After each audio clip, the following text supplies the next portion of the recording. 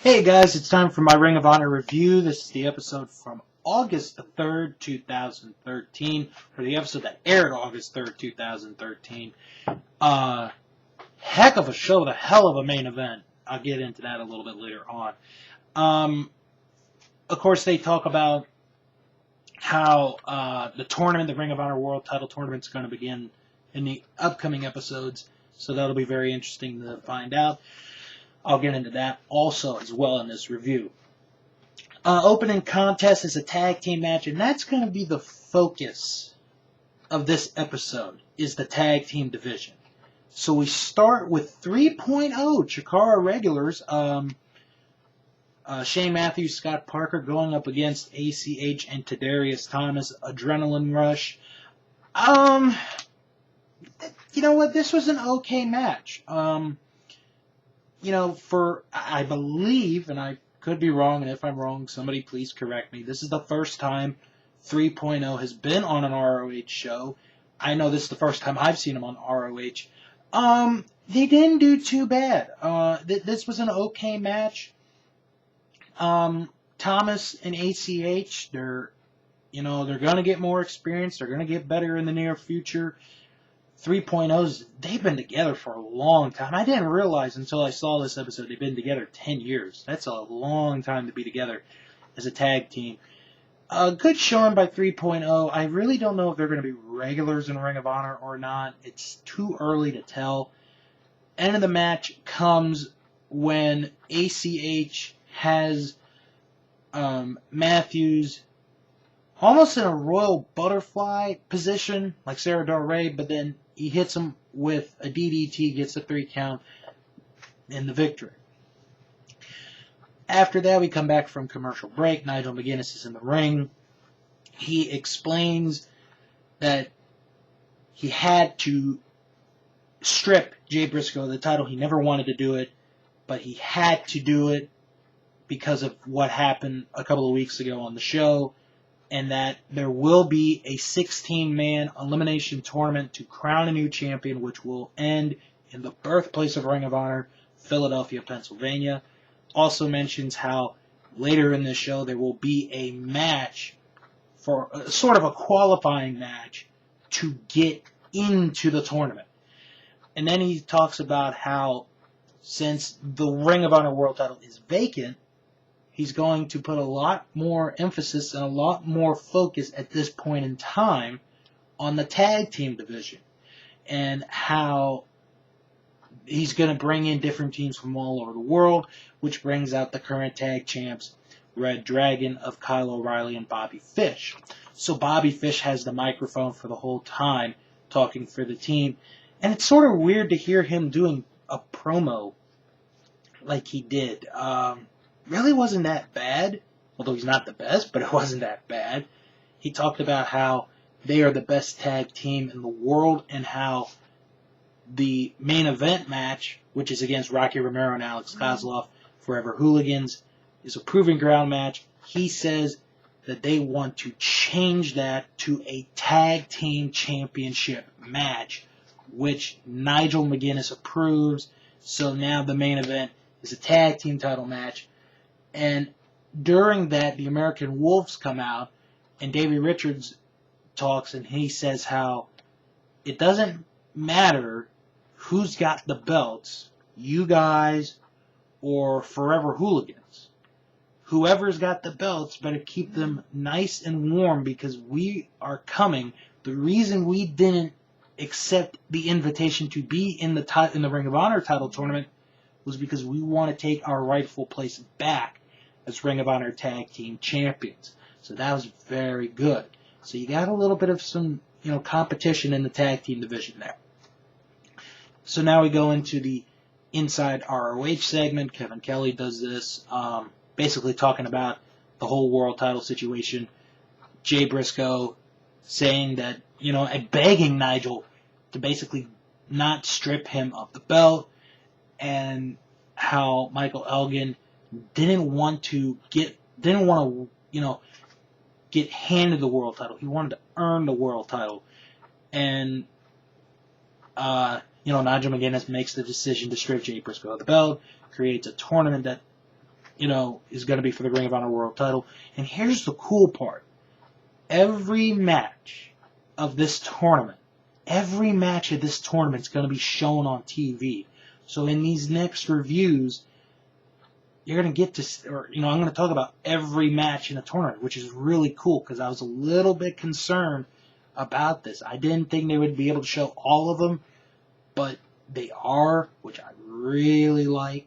So, and of course, everything that happened with Michael Bennett and BJ Whitmer in Toronto over the weekend, I'm not sure if that's going to be shown or not, so that'll be interesting to see.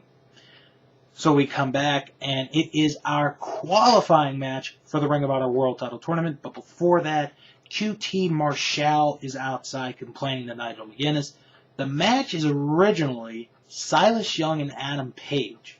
But Marshall gets in the ring saying how, he wasn't picked, how he's not on the card. If the fans had their way, he'd be fired.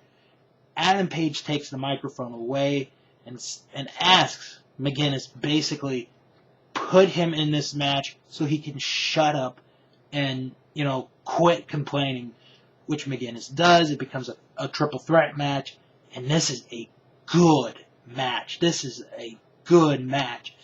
is easily the second best match on the show, and I'll get to the best match in a moment, but it's just good all-around wrestling. If you haven't seen Adam Page, I know I haven't, but I would like to see a lot more of Adam Page. He's got potential there. Silas Young, he's been around for a long time. Very good wrestler. I like his work.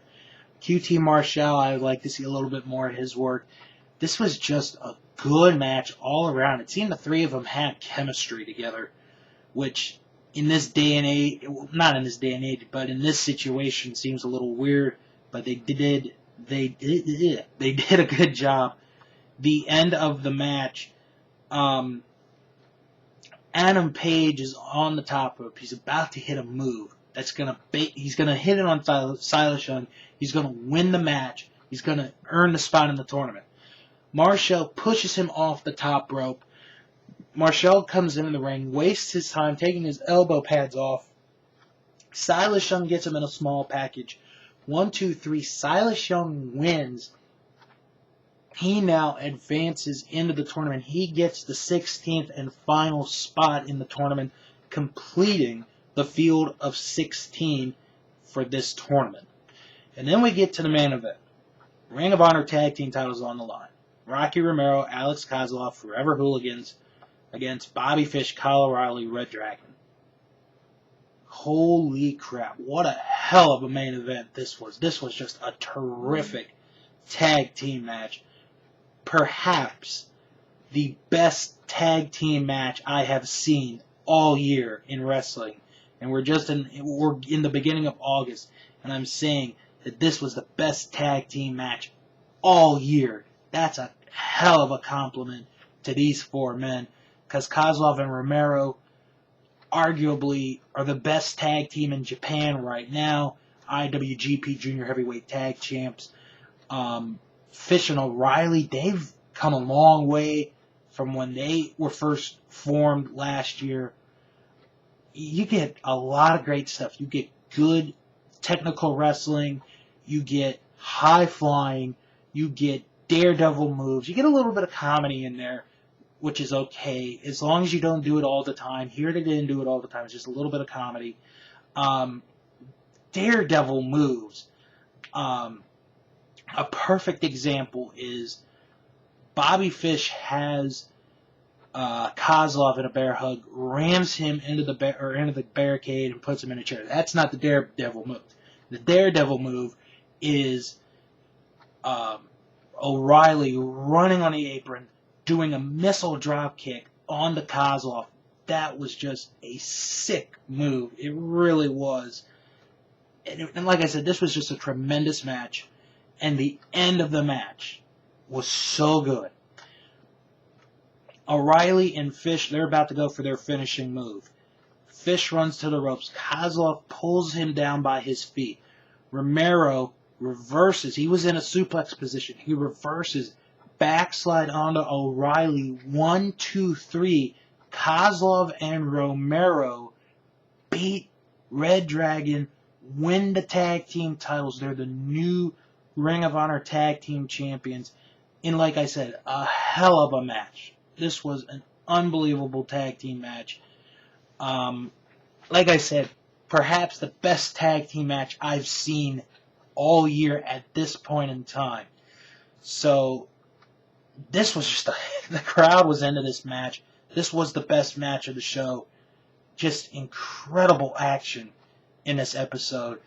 And what I liked about it was they didn't go too much into the steel cage warfare and the scum thing. They didn't dig deep into that, which I like, because, you know, like TNA or WWE or even WCW and ECW back in the day, when some faction ends, like when they're done, they devote some time to, you know, the end of that faction.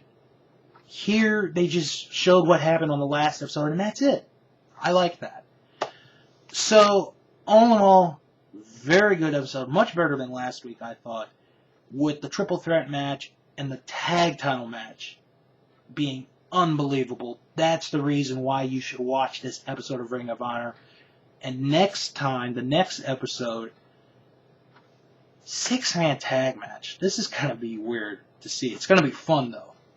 Tommaso Ciampa, Kevin Steen, and Michael Elgin against BJ Whitmer and the American Wolves. What a 6-man match that's going to be. Plus a whole lot more. I can't wait for this next episode of Ring of Honor.